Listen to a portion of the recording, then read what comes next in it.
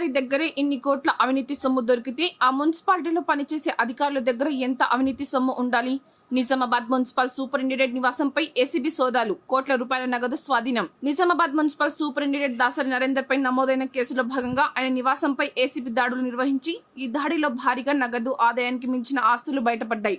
ఇంట్లో రూ. 2.9 కోట్ల నగదును, రూ. 1.10 కోట్లు బ్యాంకు బ్యాలెన్స్లు నరేందర్, అతని భార్య, అతని తల్లి ఖాతాల్లో ఉన్నాయి. అదనంగా 51 తులాల బంగారం, 17 స్థిరాస్తుల విలువ రూ. 1.9 కోట్లు అతని ఇంట్లో గుర్తించిన ఏసీబీ అధికారులు వాటిని స్వాధీనం చేసుకున్నారు.